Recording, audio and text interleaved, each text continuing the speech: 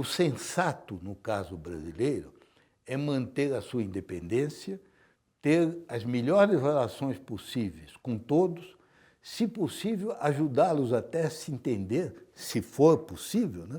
Porque a nossa vocação sempre foi uma vocação construtiva, de moderação, de equilíbrio, e sem comprar brigas que não são nossas.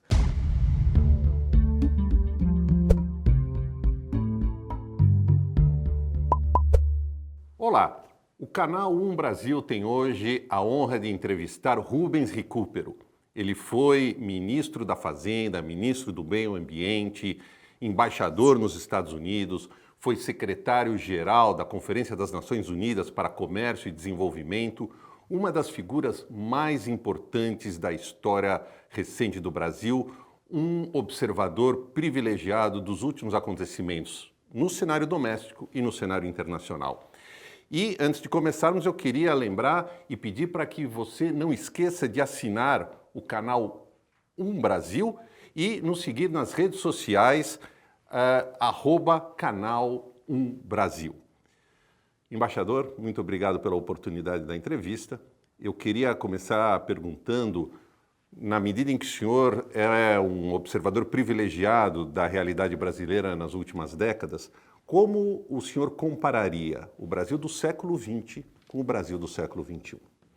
Olha, em primeiro lugar, eu agradeço muito essa oportunidade de uma reflexão sobre o Brasil no longo prazo, né?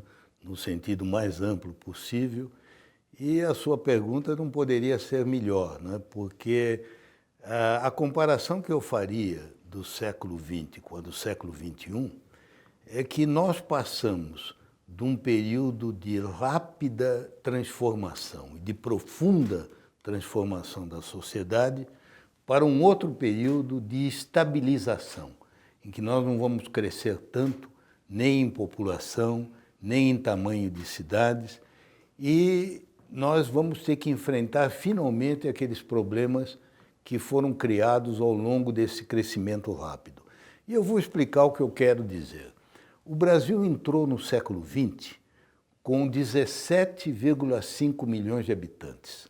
O recenseamento de 1900, que os demógrafos costumam dizer que não foi muito bem feito, que talvez tenha até subavaliado a população brasileira, mas se subavaliou não é por muito, né? Seria não 17,5, 18, 19. O Brasil entrou no século XX com algo entre 17 e 19 milhões de habitantes, dos quais 86% analfabetos absolutos, né? Que não seriam capazes de distinguir uma letra da outra, né?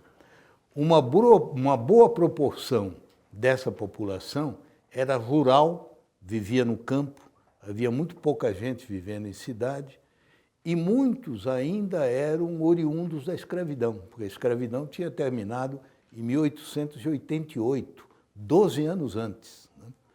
Portanto, era um país que hoje nós teríamos dificuldade em reconhecer, né?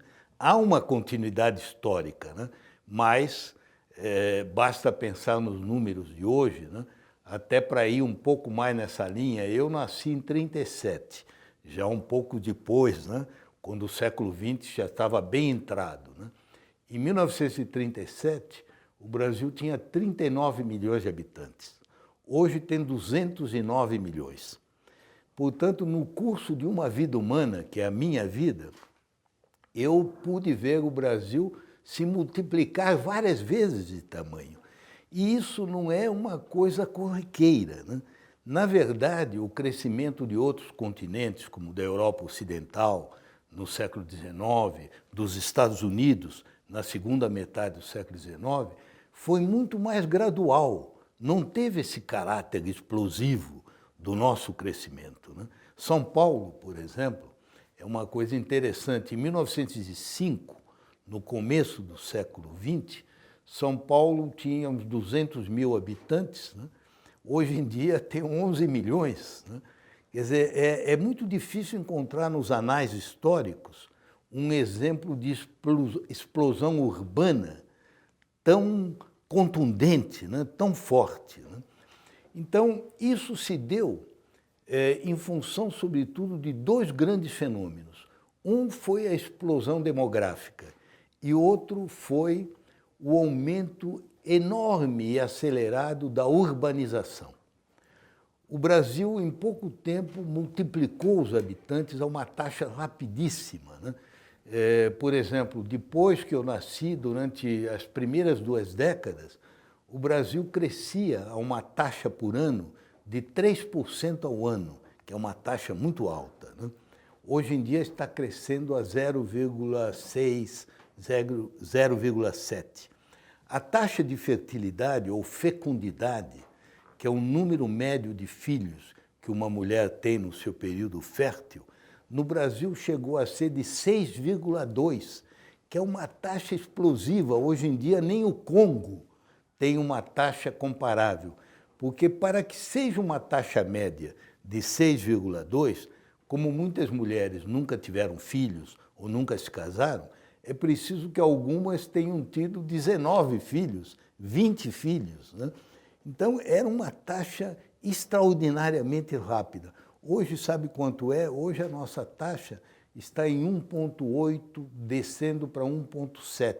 Nós estamos abaixo do nível de reposição, porque para que uma população automaticamente se mantenha no mesmo nível, teoricamente, se não houver guerra, se não houver epidemia, se não houver catástrofe, é preciso uma taxa de 2,1, 2,2, né? Que é mais ou menos cada casal humano, cada homem e mulher, deixar um homem e uma mulher, teoricamente. Na prática, como há muitos acidentes, é 2,1, 2,2. O Brasil está abaixo disso. É a média nacional. É claro que há regiões do Brasil, como o Nordeste, né? As regiões mais pobres, em que a média está acima. Mas no interior de São Paulo já está chegando em 1,5 em algumas regiões. Que nós estamos a caminho de imitar o comportamento hoje da Espanha, da Itália, do Japão, da Coreia do Sul, que são países que a partir de algum momento começam a encolher. Você sabe que o Japão hoje em dia, por ano, perde 500 mil habitantes. Perde. Quer dizer, o número de óbitos acima do número de nascimentos no Japão, cada ano é 500 mil. E qual é o impacto dessa tendência demográfica no cenário brasileiro do ponto de vista econômico, social e político? Olha, o impacto é enorme, né? Porque daqui a alguns anos, nós não estamos muito longe disso, por volta do 2040, 2040 e pouco, o Brasil, se alguma coisa não acontecer para mudar esse comportamento, vai começar a encolher, ele vai começar a diminuir. Uma ideia que nenhum brasileiro concebe, né? Porque todo mundo acha que o Brasil está sempre crescendo, né? O Brasil só vai conseguir crescer se ele tiver migração, imigrantes. Não há outra maneira, porque, em geral, o comportamento demográfico é quase sempre irreversível, sabe? É irreversível por uma razão muito simples. A principal causa da queda da taxa de fecundidade é a emancipação da mulher. É quando a mulher começa a ir para o mercado do trabalho. E isso, em geral, vem como consequência da urbanização. Quem vive no campo não tem tanto essa oportunidade. Mas numa cidade, nenhuma mulher vai voltar a ter 8 filhos, 9 filhos, 10 filhos. Isso é uma coisa do passado, compreende? Então, essa tendência é irrevogável. Para evitar que o Brasil comece a ter problemas, porque vai haver um número de idosos muito maior do que o número de jovens, nós vamos precisar recorrer a imigrantes, coisa que há muito tempo nós perdemos o hábito de pensar. Agora, eu estou dizendo isso apenas para mostrar o seguinte: durante esse período, ao mesmo tempo que a população brasileira explodia, as cidades iam crescendo cada vez mais. Hoje em dia, por exemplo, o Brasil já tem 20 centros urbanos com mais de 1 milhão de habitantes, de 1 milhão para cima. Então, hoje em dia, a taxa de urbanização do Brasil é de 85%.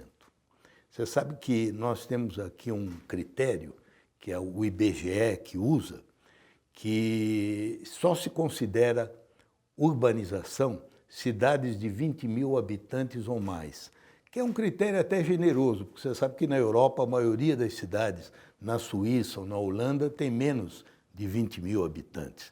Para nós seria zona rural, coisa que eles ficariam até surpresos, né? Mas para nós tudo que é menos de 20 mil é zona rural. Quer dizer, nós temos de 20 mil para cima 85% da população. Quer dizer que nós praticamente já batemos no teto.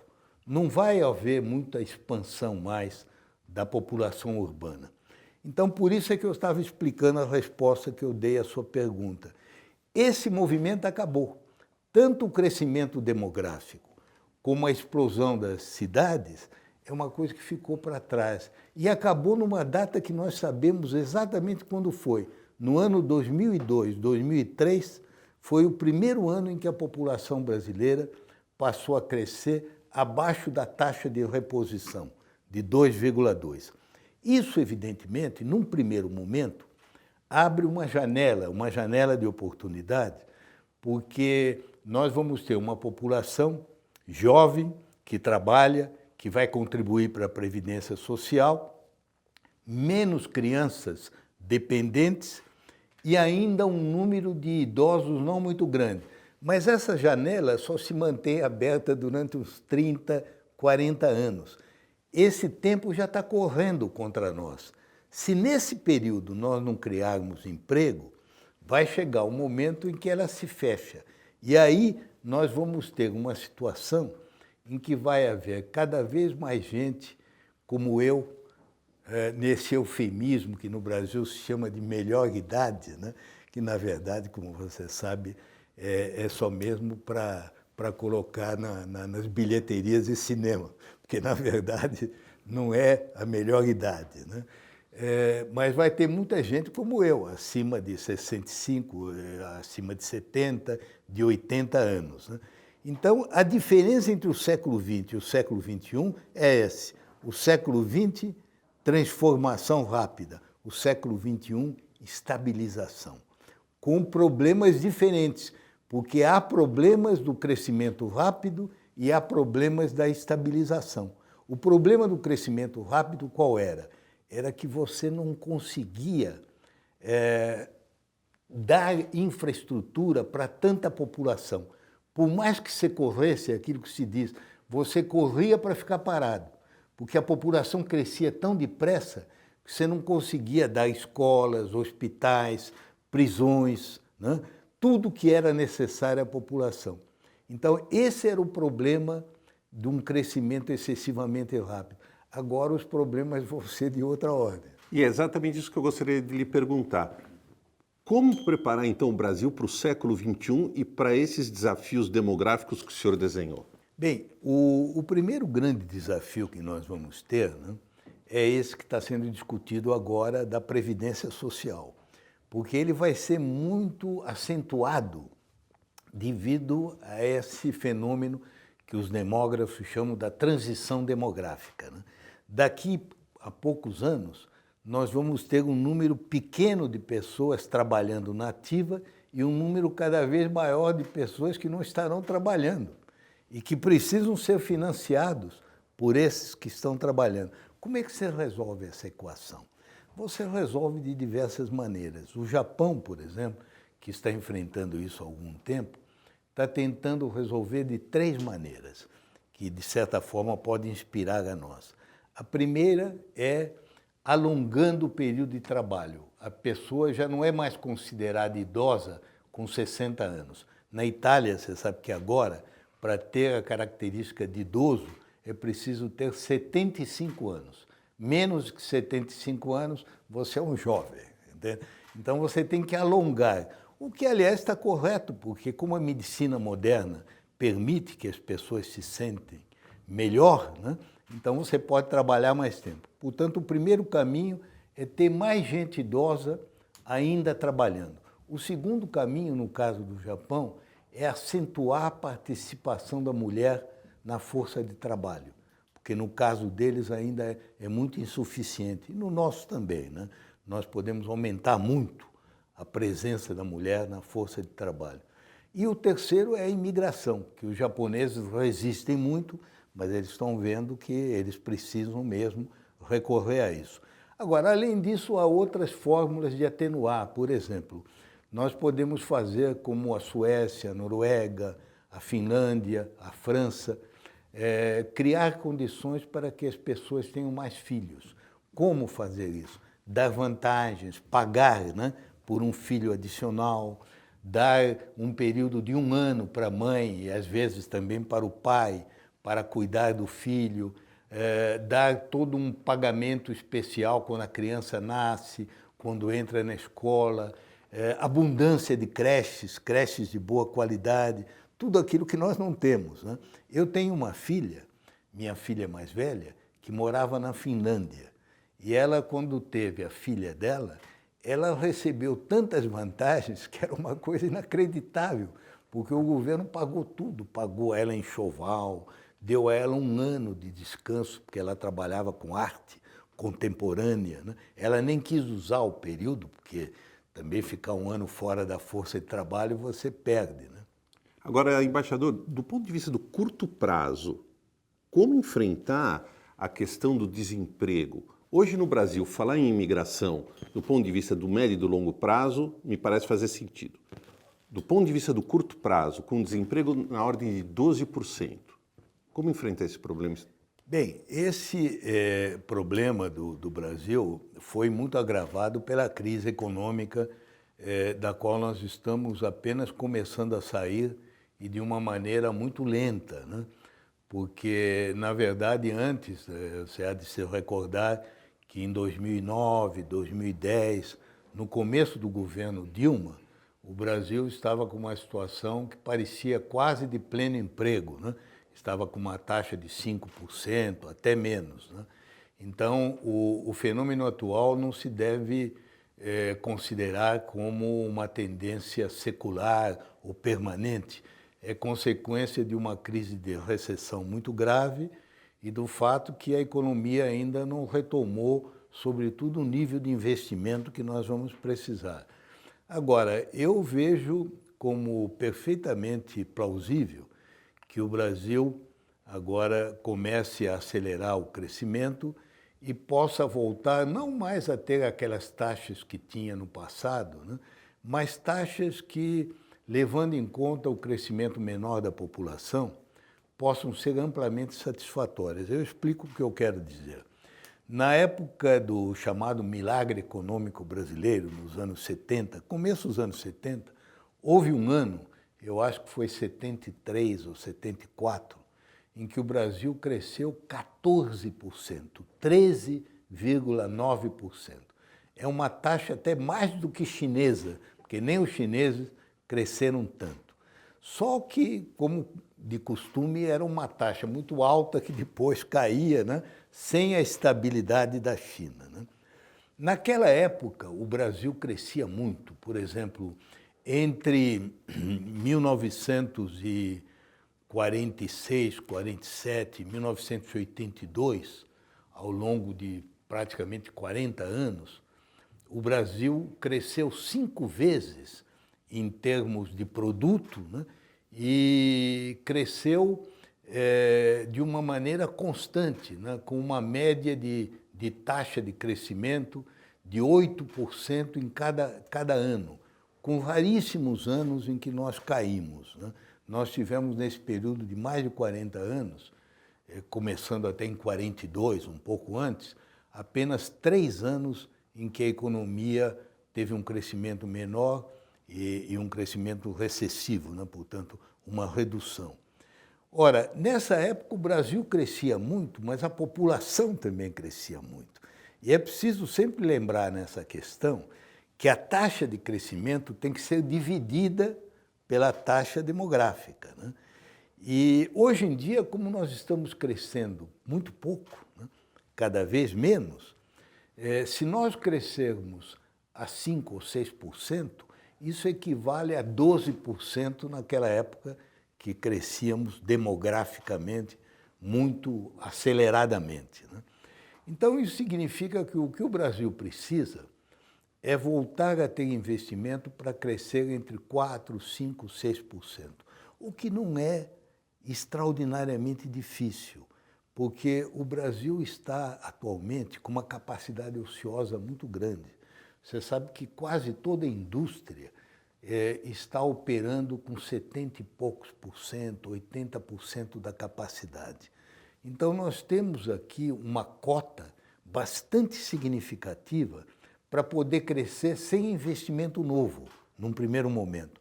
Basta que haja demanda, né? Basta que o horizonte se torne mais de confiança, de esperança, que nós podemos crescer. E nós temos também oferta de mão de obra abundante, porque estamos com 12% de desempregados. Portanto, nós podemos crescer sem esticar a corda, nem na capacidade instalada, máquinas, equipamentos, nem em relação ao suprimento do trabalho. O que precisa é restituir essas condições para a pessoa ter confiança no investimento. Agora, por outro lado, o que você diz é verdade. A longo prazo, nós vamos ter problemas com a geração de empregos, porque cada vez mais nós vamos ter que lidar com o fenômeno da inteligência artificial, dos robôs, né, da automação. Então, nós vamos ter que investir cada vez mais na preparação de uma mão de obra qualificada e que também atenda aos setores que vão crescer. Você sabe que no mundo inteiro, mesmo nas economias mais desenvolvidas do mundo, existem alguns setores que vão crescer muito nos anos próximos. Em geral, são aqueles setores que os americanos chamam de cuidado, cuidado de doente, cuidado de criança, cuidado de pessoas, care, né? Quer dizer, enfermeiros, né? Cuidadores de idosos, né? Cuidadores de criança, professores, todo esse universo que envolve educação e saúde. Educação e saúde vão ser, no futuro, os grandes geradores de emprego. Agora, para isso, você precisa preparar gente qualificada, né? Gente que vai servir para isso. E aí a solução é a educação, né? A educação, a melhoria da qualidade do sistema educacional brasileiro. E quando a educação será prioridade no Brasil? Eu tenho a impressão, sabe, que já começa a ser, sabe? Ainda não se traduziu em resultados concretos, mas eu não sou pessimista sobre a nossa capacidade de aprender com as nossas derrotas e com os nossos problemas, né? E eu vou dar 2 ou 3 exemplos. Quando eu era jovem, na época do Juscelino Kubitschek, o Brasil crescia muito depressa, né? Havia uma espécie de ideologia do crescimento, mas era o crescimento material, né? Havia aquelas metas, né? Meta de soda cáustica, meta de produção de aço, meta de produção de automóveis, né? Era o crescimento material, né? E naquele tempo era muito comum se dizer, olha, o Brasil tem tido um desempenho bastante expressivo no crescimento material da economia. Agora, ele é um fracasso na distribuição. Os índices sociais são péssimos, é um país herdeiro da escravidão, com uma injustiça enorme na concentração da riqueza e da renda, né? E nós não aprendemos a crescer, mas não a distribuir, né? Ora, depois de muita angústia, de muita discussão, nós finalmente começamos a encontrar fórmulas como a Bolsa Família e outros programas, né? Esses programas de financiamento da educação, que são programas hoje aprovados universalmente. O Bolsa Família é uma grande criação brasileira e que é admirado no mundo inteiro, porque é bem focalizado nos mais pobres, etc. Por que eu dei esse exemplo? Porque mostra que depois de uma longa frustração, depois de dar muita cabeçada, o Brasil começou a encontrar alguns programas sociais que funcionam na prática. O outro exemplo foi esse da hiperinflação, né? Você disse no início, quando me apresentou, que eu tinha sido ministro da Fazenda. Esse ano faz 25 anos que eu fui ministro da Fazenda e que nós lançamos o real, me coube até, por sorte, né? O Fernando Henrique tinha deixado para ser presidente, para ser candidato a presidente, e eu era ministro da Fazenda no momento em que nós lançamos a moeda, 1º de julho de 1994. Né? Porque eu herdei, como você sabe, a equipe, o plano, tudo que estava em andamento, né? E eu procurei levar adiante da melhor maneira que eu pude, né? Pois bem, naquele momento o Brasil estava ameaçado pelo fantasma da hiperinflação que atingiu a Alemanha e a Áustria nos anos 20, né? Em que você precisava ir com um carrinho de mão carregando notas de dinheiro para pagar meio quilo de farinha, né? Nós não chegamos a tanto, mas estávamos próximos, né? Quando eu me tornei ministro, a taxa inflacionária era de 55% ao mês, portanto, quase 2% ao dia. Agora não chega a 4% ao ano. Não é? Naquele tempo se dizia que o brasileiro era geneticamente incapaz de ter uma moeda estável, porque fazia tanto tempo que nós tínhamos inflação com a correção monetária, que havia assim um ceticismo invencível e disseminado, né? Porque tinha havido vários planos econômicos, você se lembra, o cruzado com a nova moeda, o novo cruzado, né? Houve várias tentativas que abortaram, né? Então, havia uma espécie de resignação, né? Nós não vamos ter nunca uma moeda. E agora nós temos uma moeda. Né? Foi possível converter as pessoas. Eu me entreguei até a essa espécie de apostolado. Você sabe que o Itamar dizia que eu era o sacerdote do real. Por quê? Porque eu queria convencer as pessoas que não havia razão nenhuma para o Brasil não ter uma moeda estável, como outros países tinham. Então, eu acho que o mesmo está começando a ocorrer com a educação. Nós não chegamos lá ainda. Nós estamos discutindo muitas maneiras de melhorar a educação, mas nós estamos começando a ver um consenso que está emergindo, que depende da boa gestão, depende de valorizar o professor, né? Depende não tanto apenas de jogar dinheiro na educação, mas utilizar bem esse dinheiro, de dar estímulos. Ou seja, um plano real da educação. Exatamente. Nós não tivemos ainda isso e, infelizmente, não parece que estamos em vias de ter, né? Mas na sociedade civil há muito debate sobre isso, né? E é o caminho da redenção, né? Não há dúvida nenhuma de todos os problemas que nós herdamos, o mais grave, como herança do passado, foi esse desapreço pela educação, né? O Brasil, como eu disse, em 1900 tinha 85% de analfabetos, 20 anos depois tinha uma taxa igual ou pior, porque não tinha melhorado em nada, né? Foi apenas de uma maneira muito gradual que o Brasil começa a dar atenção à educação, sobretudo à educação fundamental, né? E a educação é a ferramenta da autopromoção das pessoas, né? A única maneira mesmo de corrigir essa herança terrível de desigualdade que nós temos é dar uma educação pública, gratuita, de qualidade a todo mundo, né? Então, esse vai ser o grande instrumento da construção do futuro do Brasil. Agora, embaixador, passando para um outro campo de estudo do senhor, a questão da política externa. O século XXI é um século marcado por dois gigantes, Estados Unidos e China. Como o Brasil deve se mover nesse cenário e nas relações bilaterais com cada um desses personagens? Eu vou falar disso, mas se você me permite, apenas para concluir, eu gostaria de dizer o seguinte. A meu ver, o maior desafio que a sociedade brasileira enfrenta neste século XXI, com essa estabilização do crescimento, é enfrentar de uma vez por todas a herança da desigualdade. Porque nesse fenômeno que eu descrevi, da multiplicação das cidades e do inchaço das cidades, apareceu um novo ator na vida brasileira, que é formado pelas periferias das grandes cidades. As periferias são um fenômeno não só do Brasil, mas da Bolívia, do Peru, do México, de todos os países da América Latina. Essa periferia é justamente o resultado desse crescimento, dessa migração de pessoas que vieram do campo para as cidades.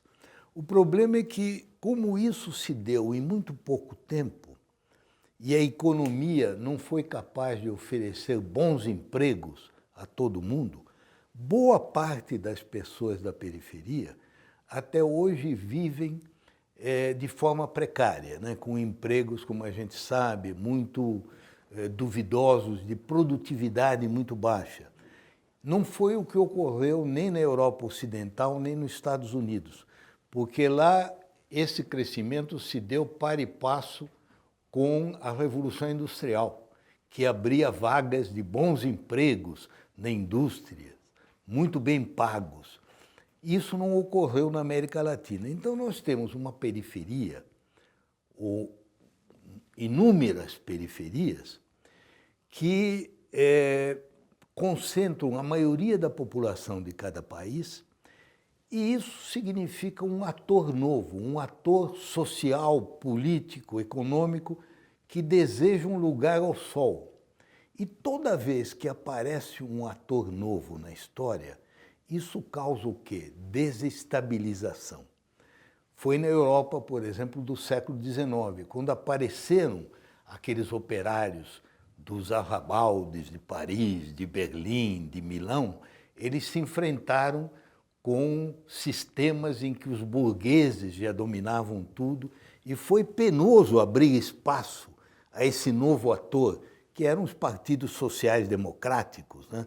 Houve aquelas revoluções, 1830, 1848, a Comuna de Paris, 1871, mas pouco a pouco essa população foi se integrando na sociedade. Ora, esse é o desafio nosso da Bolívia, da Venezuela, do Peru. Como é que nós vamos integrar as periferias? Porque as periferias, elas têm uma expressão própria, até em religiosidade, que é o sistema das igrejas pentecostais, né, evangélicas de proximidade.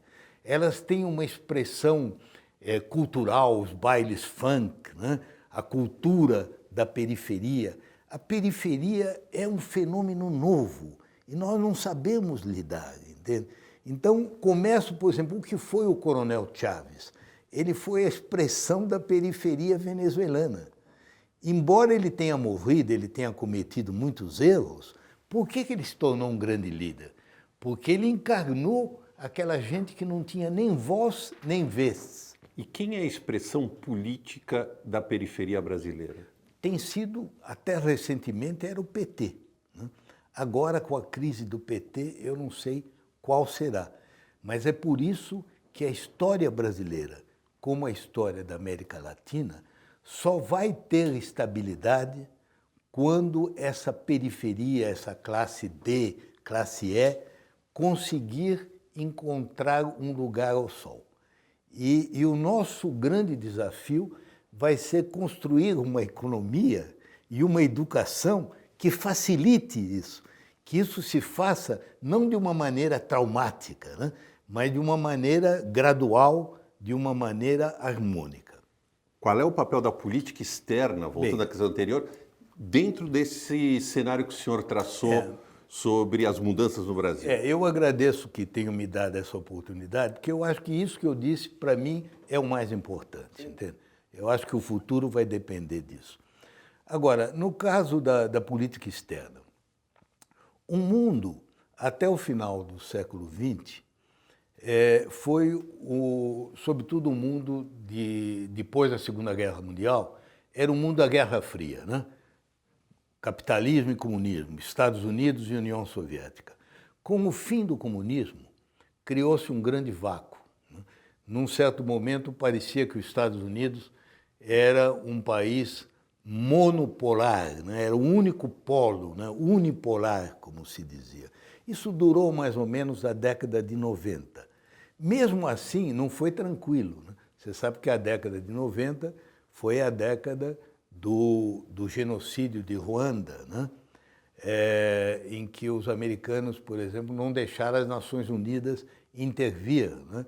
Tivemos a Guerra do Golfo, a Primeira Guerra do Golfo, depois a Guerra da Bósnia, né? Com atrocidades enormes. Mas foi um período em que os Estados Unidos praticamente estavam sozinhos, não havia ninguém que rivalizasse com ele.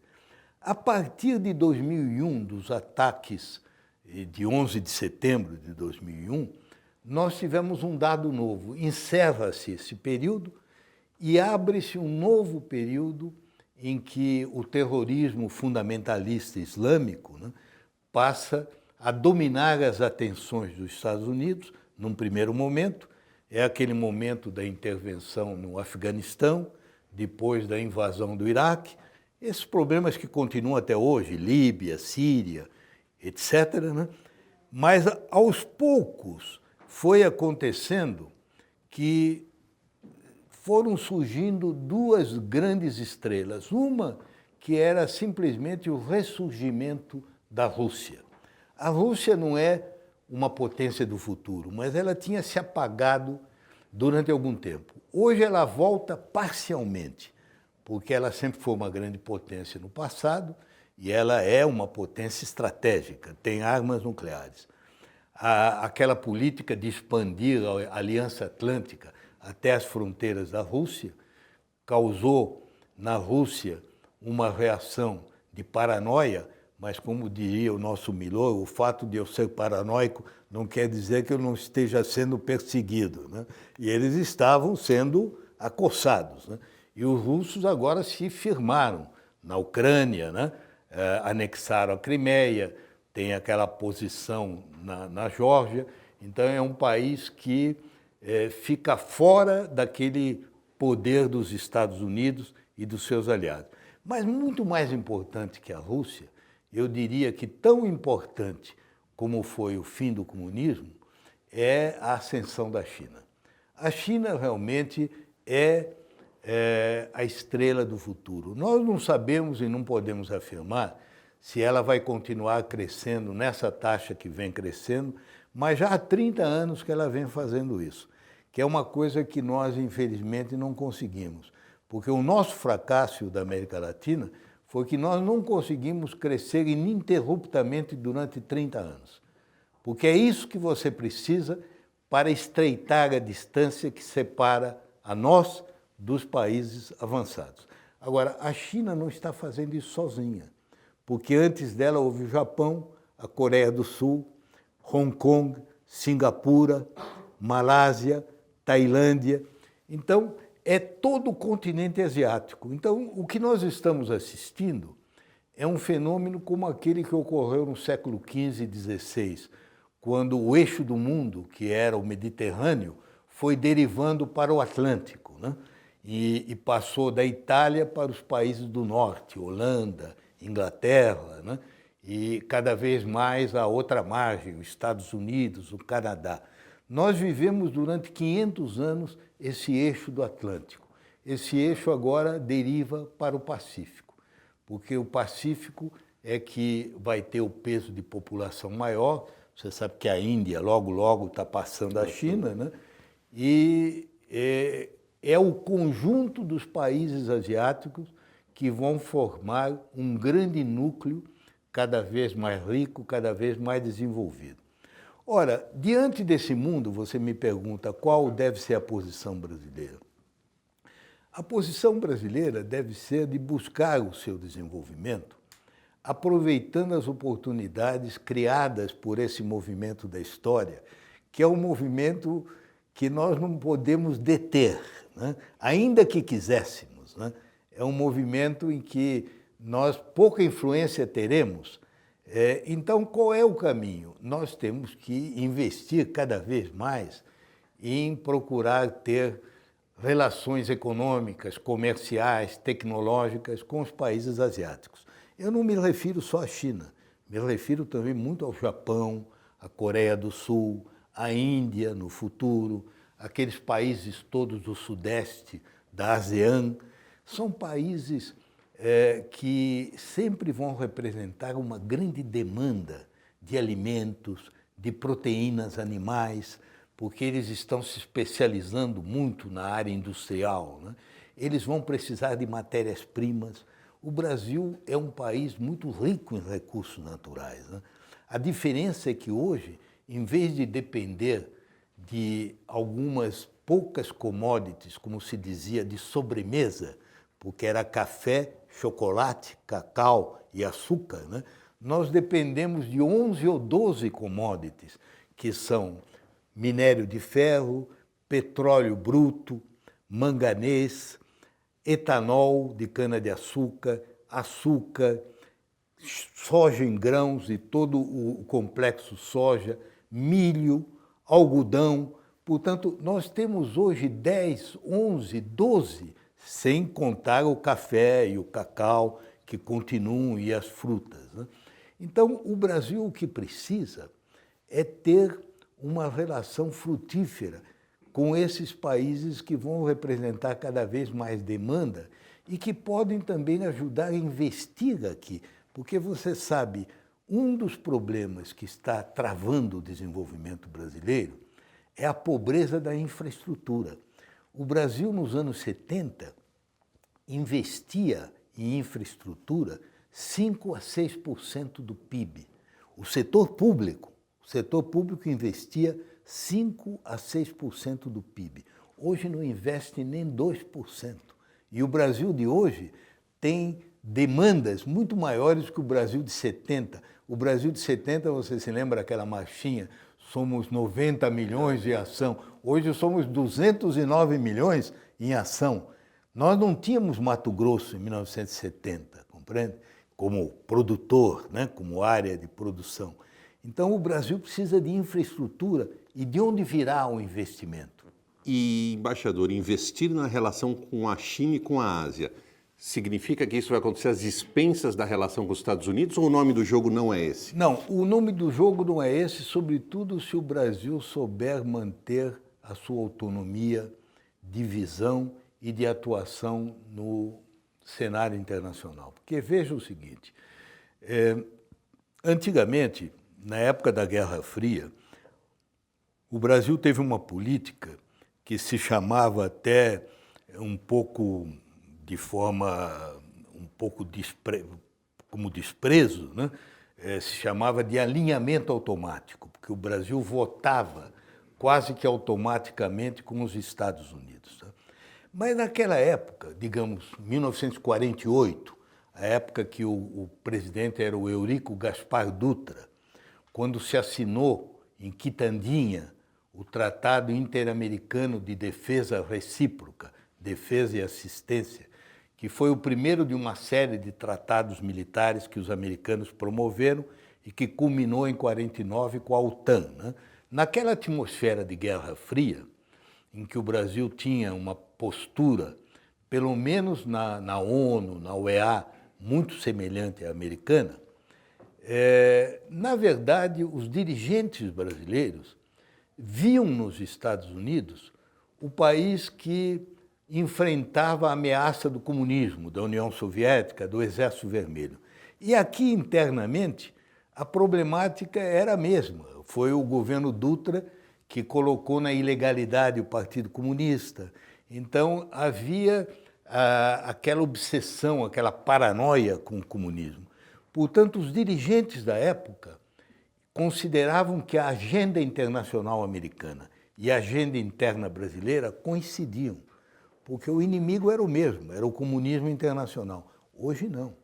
Hoje, a agenda internacional americana tem pouquíssimos pontos de contato com a agenda brasileira. Por quê?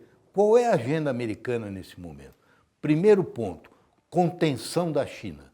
Se possível, evitar que a China se torne a maior superpotência tecnológica do mundo, porque os chineses têm esse propósito. Ora, a China, por que o Brasil conteria a China? O Brasil tem na China o seu principal mercado.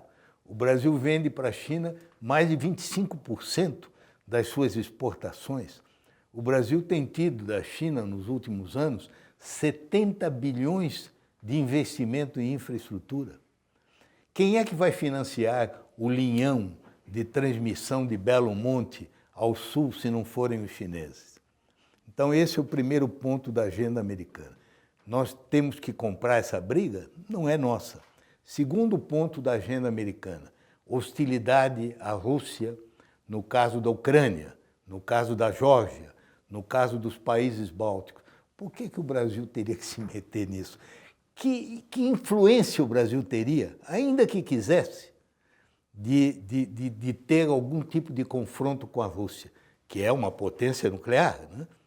Terceiro ponto da agenda americana, considerar a grande ameaça aos Estados Unidos o Irã. Ora, o Irã o Irã sozinho, ele absorveu no ano passado 7% das exportações brasileiras de carne. É igual a toda a União Europeia. O Irã comprou do Brasil, o ano passado, $1 bilhão de milho. Houve um momento em que o único grande mercado externo de milho para o Brasil era o Irã. O Brasil vendeu $500 milhões de soja ao Irã, quase $400 milhões de carnes ao Irã. Então, por que o Brasil participa, como o nosso chanceler participou agora, de uma reunião em Varsóvia contra o Irã? Que interesse o Brasil tem? Que mal o Irã fez ao Brasil? Por que o Brasil deve comprar essa briga americana? Os americanos têm suas razões, a Síria, o problema de Israel, etc. Mas o Brasil, qual seria a motivação brasileira?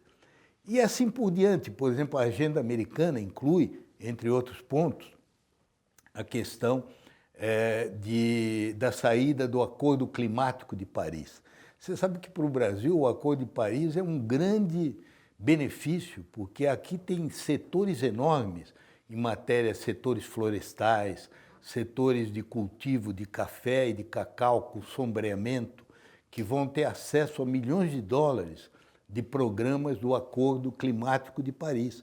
Então, o que eu quero dizer é que a nossa agenda interna e externa não coincide com a agenda americana. Por isso é um equívoco ver nos Estados Unidos o país que deve nos liderar. Nós não temos razão para sermos aliados dos Estados Unidos. As pessoas devem usar essas palavras com cuidado. Aliança e aliado são palavras que significam que você se junta a alguém contra uma ameaça comum, uma ameaça a você e a mim. Qual é a ameaça que o Brasil tem para se juntar militarmente aos Estados Unidos? É a China? É a Rússia? É o Irã? Qual é a outra ameaça? Qual é a ameaça que pesa sobre o Brasil? O Brasil é um país que não tem ameaça nenhuma do lado externo. Então, por isso é que o sensato, no caso brasileiro, é manter a sua independência, ter as melhores relações possíveis com todos, se possível, ajudá-los até a se entender, se for possível, né? Porque a nossa vocação sempre foi uma vocação construtiva, de moderação, de equilíbrio, e sem comprar brigas que não são nossas. Havia um ministro do exterior, nosso famoso, o Azeredo da Silveira, que ele dizia, olha, o que eu mais detesto são essas pessoas que fazem questão de atravessar a rua para pisar numa casca de banana na calçada do outro lado. Entendeu?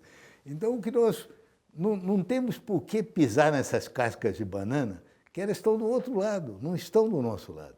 E como explicar, portanto, essa guinada na política externa brasileira no atual governo Jair Bolsonaro? Ideologia. A palavra simples é essa. Entendeu? É ideologia porque é um governo que vê o mundo com olhos distorcidos. Porque o primeiro passo para se ter uma boa política externa é saber auscultar o que vai pelo mundo, saber captar quais são as tendências no mundo, para onde vai o mundo, e em seguida adaptar o país a essas tendências. Um bom exemplo, eu dei recentemente esse exemplo numa conferência. O Barão do Rio Branco, em 1905, ele decidiu elevar a missão do Brasil em Washington à categoria de embaixada. Foi a primeira embaixada que o Brasil tinha, porque naquela época se considerava que só grande potência que podia ter embaixada, né? O Brasil não tinha nenhuma, só tinha legações. E ao fazer isso, ele disse, eu transferi o eixo da diplomacia brasileira de Londres para Washington. E nesse mesmo texto ele diz, antes só havia grandes potências na Europa e hoje elas são as primeiras a reconhecer que no Novo Mundo há uma grande potência que está cada vez mais em ascensão, que era os Estados Unidos. Isto é, o que o Barão do Rio Branco fez? Ele olhou o mundo, interpretou o mundo corretamente e daí ele tirou uma conclusão prática. Uma conclusão contrária foi no começo da Segunda Guerra Mundial. No começo da Segunda Guerra Mundial, em 41, por aí, 40, 41, o governo brasileiro estava coalhado de fascistas e nazistas, né? E havia uma grande admiração pelo eixo.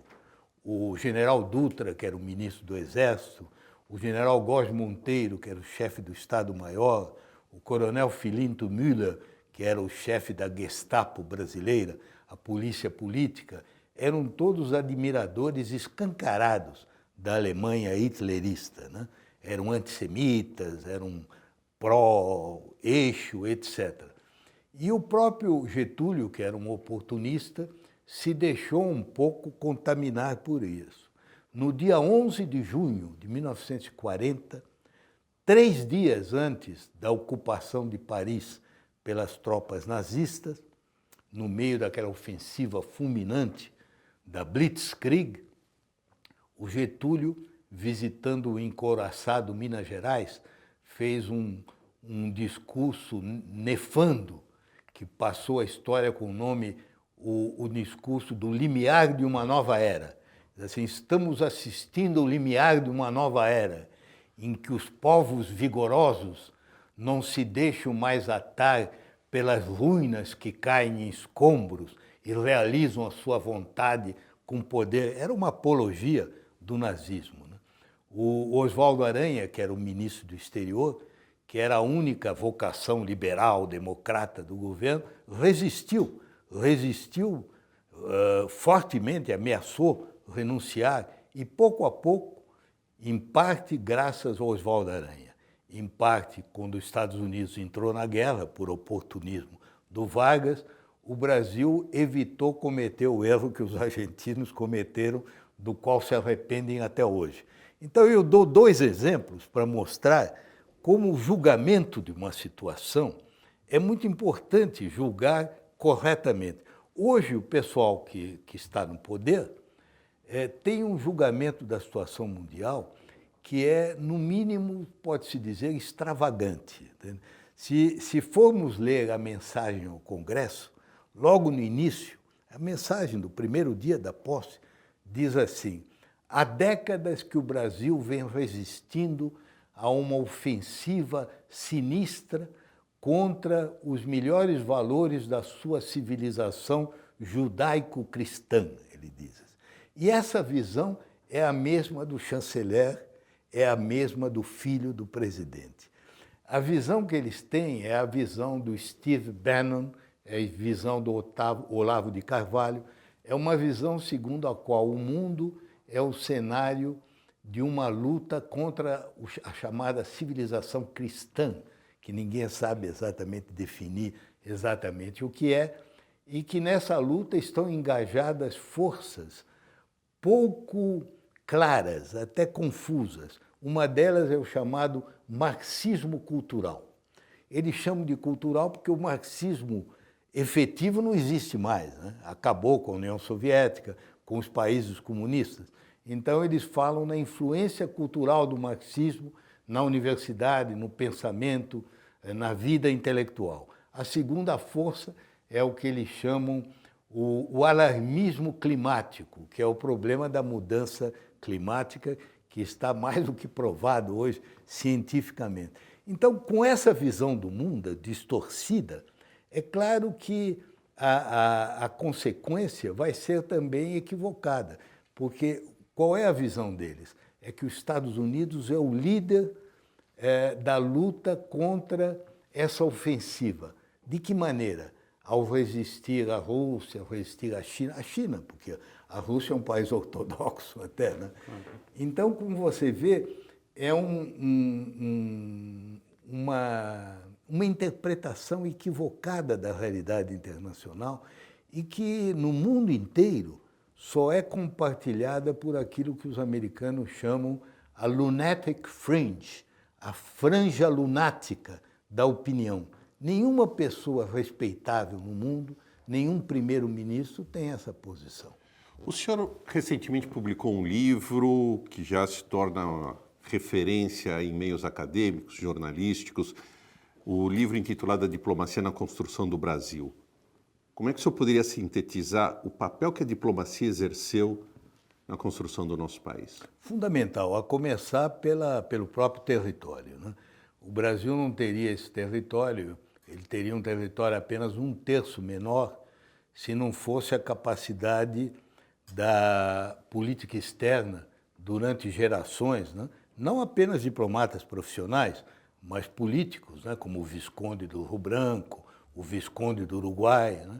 De conseguirem construir uma doutrina que permitiu a aceitação pacífica da expansão que tinha sido feita pelos pioneiros, né? Mas, além disso, o mais importante é que a diplomacia contribuiu ao Brasil com valores, né? Essa ideia que o brasileiro faz de si próprio, né?